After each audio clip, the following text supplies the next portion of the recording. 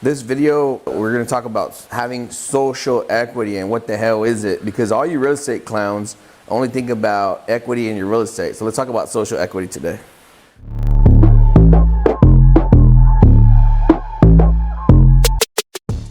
So a lot of people, they think the only way to exchange value is through monetary gain. And that is the wrong way to do it. That's a terrible mistake. It's a terrible mistake. And everybody wants to extract equity / dollars out of every transaction. And they want max equity, max ROI. That's a terrible mistake. Max everything. And they don't understand social equity. So brief description, what is social equity? And then we can cover like different examples of it. Did we just make this word up, or is this a real term? I don't know. Maybe somebody Google it. I think we made a new word. It's like manufacturing happiness. I never heard that before. We're coming up with new terms all the time. So. And new comps. And new comps. So we do a lot of new things that are new. We're groundbreakers. We break grounds. So social equity is like this, let's frame it like if you have equity in a home or in a business, right? Yeah. If you have a big property with it's a mansion and you remodel it, it has a certain amount of equity from the day you buy it, you remodel it, and then you sell it or you keep it as a rental. Yep. Whatever happens, there's a certain amount of profit on top of that asset. But that's the only way that people that are in real estate, they're Neanderthals, and they don't think about that there's also social equity between people. So friends, Chris Root says allies, better than friends. Yep. But you have people in your circle that, I don't want to say they owe you something, but they owe you something. Yeah, however you want to. Like you've done so much good for them that now they would love to repay it. Yeah.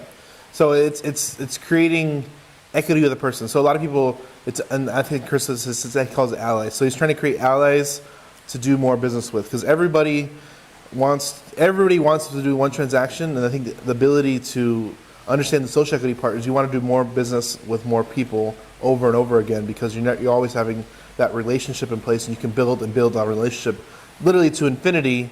But a lot of people, they do one transaction, and this is with short-sightedness of wholesalers. I got 30 buyers, and there's no offense to you guys where you're at, you're trying to make max profit, but at some point you got to understand the relationship between you and that buyer. And that buyer that you have a relationship with could be your lender in the future. He could give you the business in the future where you're managing his flips. He can give you so much more opportunity than just he's buying that and exchanging that one transaction over that one time, and that's it. I think that if you develop relationships, right? I hate sayings, right? Because I'm not good at remembering them. Because I don't need them, yeah. Right? It's like it's the ether of who I am. Yeah. So I hear a saying and I'm like, deletes all the words because I know what you're saying. Yeah. Right? But they say it's not what you know, it's who you know. Yeah. That is massive. That's a massively underrated context, I guess. I don't know what it is. If you have valuable relationships, it's worth more than all the money on the planet. Yep. Because you could send out a couple text messages and make 100 bands if you know the right people. Send a couple text messages and raise 100 bands. Raise a couple hundred bands with a couple text messages. $1 million with a text message made, So I want to cover a first example. So you can, everybody has social equity, no matter if they're in real estate or not, whether they're different relationships, everybody has social equity. So we're going to cover different examples of this. And I want you to think about every one of these, because each one of these are building social equity if you build that relationship with that person. So first one that comes to mind is our first subdivide we ever did, 107 acres. The seller, first 7-figure deal we did with owner financing, $200,000 down. If you heard the story, go look, it's in a bunch of places. But that seller, we did the deal, we did what we said we're going to do. 9 months later, complete the deal. We finished the deal, and most people would end right there, but no, seller comes back, I have 15 acres on the other side of town, can you help me? Anthony's like, no, I don't have any experience in that. It's commercial land, I don't know what I'm doing. And the seller pretty much forces us. He bends Anthony's arm behind his back and he's like, you're gonna do this deal. You're gonna do this deal whether you like it or not. And gave us amazing terms. And we ended up doing a deal. We're still working that second deal with him. And that's social equity. We did such a good job, and we said what we were going to do with that first transaction. Massively over-delivered. Massively over-delivered. He's like, you're going to do the second transaction, whether you like it or not. You're going to do it. You're going to figure it out. You're going to take my multi-million-dollar property, and you're going to do the transaction with me. Yeah. Well, no, I don't. How much time are you going to give me? How much time do you need? Like a year or two? Okay. That's a totally different conversation. And we even told him, we're probably going to make multiple 7 figures on your property. We're going to make 8 figures on this property. And he's like, I don't care. I don't care. You're going to do the deal, and I want you to make money. And I'm like, what? Okay. I tried to walk away. You did, multiple times. Yeah. Multiple times. So that's social equity with a seller. Another one that comes to mind is social equity with your attorney. Attorney is a good one. Ooh, this is probably my favorite one because I have a love-hate relationship with attorneys. I think attorneys are the car salesmen of the legal world. Yeah. They're like hucksters, fast talkers, and You got to kiss a couple frogs. they suck at their job. Yeah. They're cool guys to hang around. They're very knowledgeable. They're very wise, but they're suckers, man. They'll try to get you. We've had a couple bad attorneys. Yeah, they're hurting for money, so they just hustle you, super sell you on doing the deal with them. Like, they get the money. I need a $10,000 retainer. They're cash poor. I need a $10,000 retainer, and then I'll let you know when I need more. And you're like, what are you doing? What are you doing between now and then? Yeah. I don't know. I'll let you know. Don't worry about that right now. Don't worry about that. I'll take care of it. Like, Yeah, oh so my God. attorneys, they're salesmen too. They'll get you, but making friends with a good attorney is very valuable. It's worth the weight in gold. Absolutely. They'll protect you 100%. You should have friends that are attorneys. And that's a tweet. If yeah. you're in business, you should have friends that are attorneys. And we heard this the other day. Your business influence counselors, attorneys, mentors, they should be your friends. They should want to talk to you. They should want to provide value to your conversation because they understand your business the best. Literally, I talked to our attorney the other day. We needed a special contract. And I want A, B, and C. He's like, all right, well, you should do the A, B, and C. He's like, I don't know how you know what I want to do and how I want to You make it legal. You make it legal and send it to me when you're done.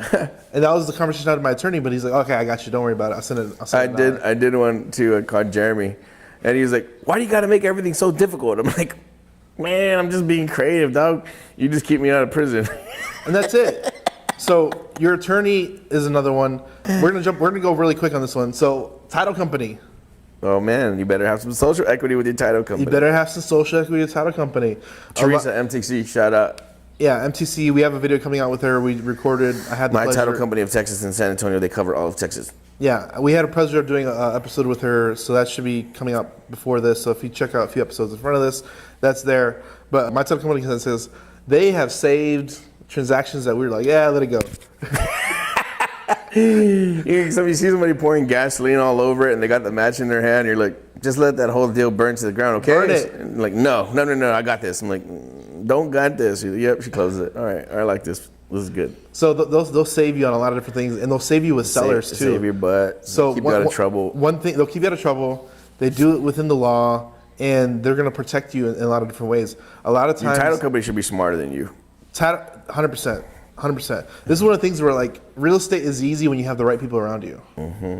You have the right attorney, your right title company, the right team partner, the right partner. Come on down, bro. Hop in, man. You're good. When you have the right team around you in real estate, it becomes easy. Hang on. So your title company is going to save your butt a lot of times. They're going to salvage. They should. They're going to salvage deals. They're going to save deals that you'll give up on, and they'll save all that stuff. Like we talk about a deal in that episode with Teresa from MTC, and she talks about how we had a trouble transaction that was 12 months long, 13 months long. And they're just they're You know, we've had that petite deal in title for like a year and a half. 18 months. Never mind. So you're gonna title company. Please get a good one. Use them over and over again. Build relationships. Bring them donuts. Send them flowers. Buy them lunch. You're building that social equity over and over again. Repeat business. Yeah. So something that we do is we try to over deliver as a business model.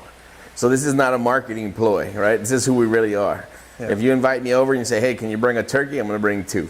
Yeah. Right? If you say, hey, can I borrow $10 for gas? I might give you 20. Here's 20. Yep. So we always over deliver on everything. Like if our lender has 100,000 coming back, right? Or $1 million coming back, dude, let's try to give him 1.1.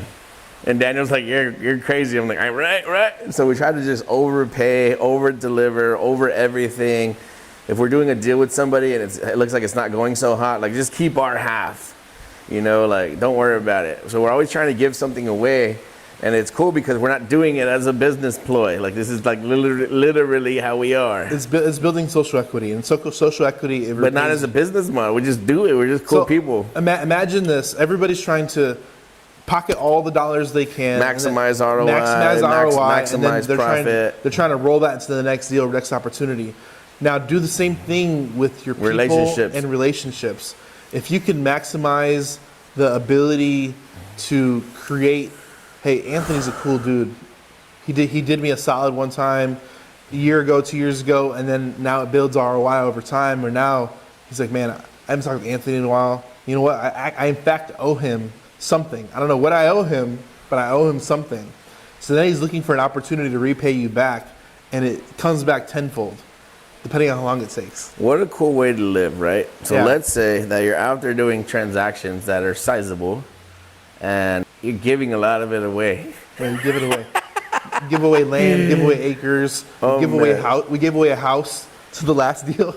Yeah, people are just like, it doesn't make sense as a business model. It's a terrible business model. Terrible. This is not financial advice, but the results may vary if you do it right without expectation of receiving back. You're not going to give so much that you're like starving to death, but if you can give something away, give it away and watch what happens. Yeah, trust me. Give something away. Literally 20 minutes ago, Eric, he's waving. He left his bag at the Airbnb, and they recorded a video while I ran to the Airbnb. I was about to walk out the door, and I'm like, no. They did us a solid. I gotta put it back into the universe. So I gave the lady a 20, just for holding onto our bag and not stealing from us, But not that she was not that she's a bad person or was gonna steal from us, but I owe her. Just pump a little something out when it's not expected. It's unexpected. She did it because that was her job, but I owe her $20 because she saved Eric from losing all his videos. Yeah, it's a cool way to live. Not that it's like a baller amount, so I'm not trying to brag, but like it could if you give your waiter like a $50 or $100 bill, they will cry, and it's amazing because to me it's very sad that nobody is that generous, right? No one appreciates this person is like your personal slave. Servitude. They're bringing you hot food, cold water. They're just waiting on you hand and foot like a slave, and like nobody ever thinks to give them a $100 bill. That's really sad. And then you got the tipping culture, like, oh, they don't deserve a tip. They didn't do anything. Ooh, man, I'll fight somebody for not leaving a tip. Like I would literally fight. Not cool. It's not impressive. Like, yeah.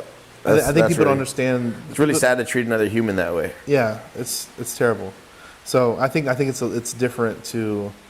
You gotta understand, like, if you haven't been to the bottom, you should have started from the bottom. Now you're here. You should have started from the bottom, because when you start from the bottom, you really appreciate everything.